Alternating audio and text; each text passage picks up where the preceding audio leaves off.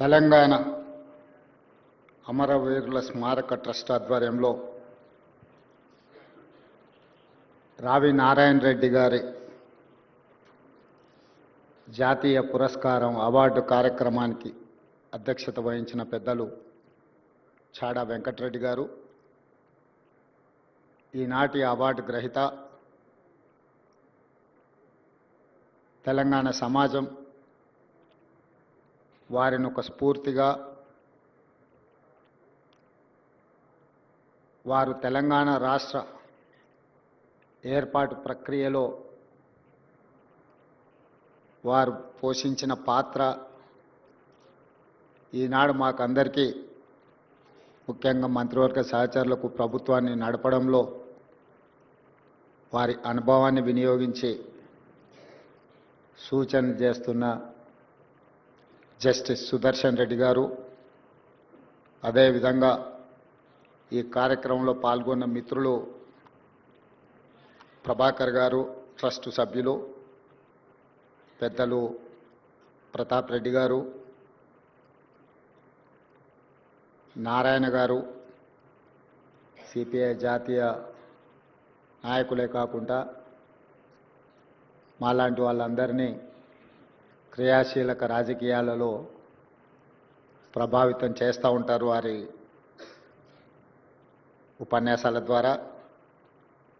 శ్రీమతి రావి ప్రతిభ గారు, రత్నాకర్ రావు గారు, పల్లా వెంకటరెడ్డి గారు, కె శ్రీనివాసరెడ్డి గారు, పెద్దలు శాసనమండలి సభ్యులు, పొలిటికల్ జేఏసీ చైర్పర్సన్ ప్రొఫెసర్ కోదండ రామ్ గారు, ప్రభుత్వ సలహాదారులు వేం నరేందర్ రెడ్డి గారు,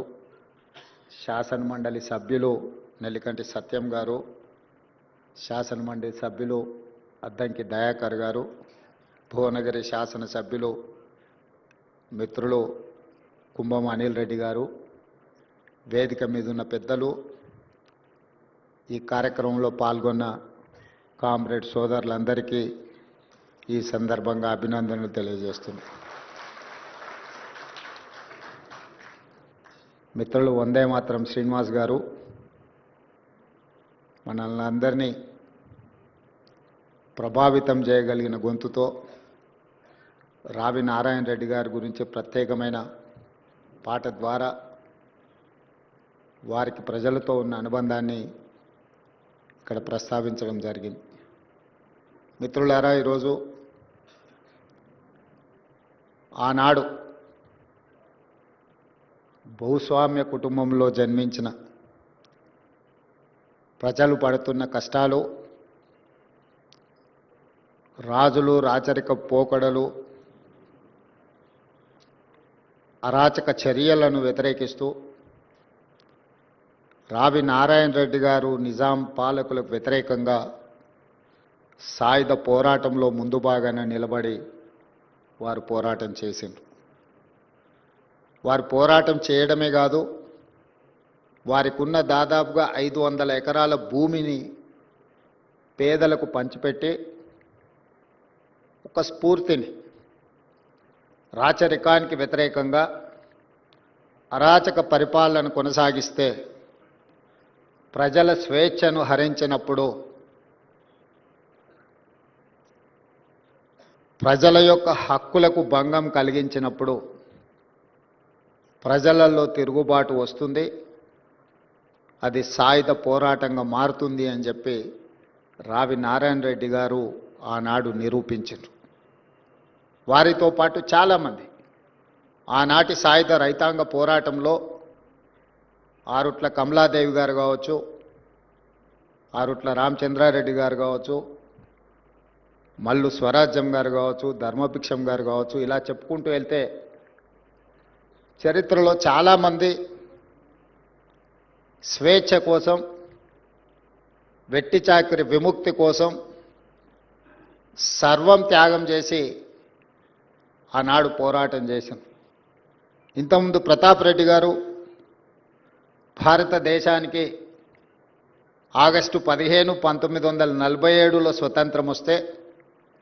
సెప్టెంబర్ 17, 1948 వరకు ఈ ప్రాంతానికి విముక్తి కలగలేదు. హైదరాబాద్ సంస్థానంలో ఆనాడు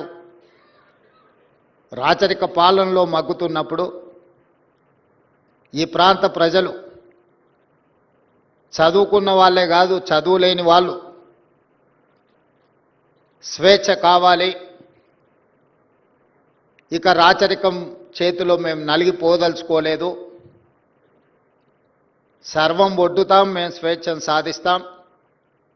ఈ వెట్టి చాకిరి విముక్తి నుంచి మేము బయటపడతాం, వెట్టి చాకిరి నుంచి అని చెప్పి ఆనాడు పోరాటం చేయడం జరిగింది. నాకు తెలిసినంత వరకు బండి యాదగిరి బండి వెనక బండి కట్టి 16 బళ్ళు కట్టి ఏ బండ్లో పోతావు కొడుకో నైజాం సర్కారోడా అని ఏదైతే స్ఫూర్తిని జానపదాన్ని జనపదంలోకి తీసుకొచ్చిండో వారు కూడా నిరక్షరాస్యులే. అలాంటి నిరక్షరాస్యులను కూడా ప్రభావితం చేయగలిగిన గొప్ప నాయకుడు రావి నారాయణ రెడ్డి అని చెప్పి నేను చెప్పదలుచుకున్నాను. ప్రజలలో చైతన్యం, ప్రజలలో పోరాట స్ఫూర్తిని నింపినవాడే గొప్ప నాయకుడు అవుతాడు. గొప్ప నాయకులను ఎప్పుడు ప్రజలు గుర్తుపెట్టుకుంటారు, గుండెల్లో గుర్తు పెట్టుకొని గుండెల నిండా వారిని అభిమానిస్తారు. స్వతంత్రం వచ్చి భారత రాజ్యాంగాన్ని రచించుకొని మొట్టమొదటి పార్లమెంట్ ఎన్నికలు ఈ దేశంలో నిర్వహించినప్పుడు ఈ దేశంలోనే అత్యధిక మెజారిటీతోని గెలిచిన గొప్ప నాయకుడు రావి నారాయణ రెడ్డి మొట్టమొదటి ప్రధానమంత్రి పండిట్ జవహర్లాల్ నెహ్రూ గారి కంటే కూడా అత్యధిక మెజారిటీతోని పార్లమెంట్ సభ్యుడిగా ఎన్నిక అయ్యిండు అని అంటే ప్రజలకు వారి పట్ల ఉన్న నమ్మకం, విశ్వాసం, వారు ప్రజల కోసం చేసిన త్యాగానికి, పోరాటానికి గుర్తింపే భారతదేశ మొట్టమొదటి పార్లమెంట్ ఎన్నికల్లో వారికి అత్యధిక మెజారిటీ రావడం. నాకు తెలిసినంతవరకు పెద్దలు సుదర్శన్ రెడ్డి గారు సవరించాలి ఒకవేళ నేను చెప్పిన దాంట్లో ఏదైనా లోపం ఉంటే, మొట్టమొదటి పార్లమెంట్ సమావేశాలను, పార్లమెంట్ భవనాన్ని ఆనాటి ప్రధానమంత్రిలో, రాష్ట్రపతిలో, ఇతర నాయకులు ప్రారంభించలేదు. భారతదేశంలో అత్యధిక మెజారిటీ వచ్చిన రావి నారాయణ రెడ్డి గారి చేతనే పార్లమెంటు భవనాన్ని ప్రారంభింపజేయడం ద్వారా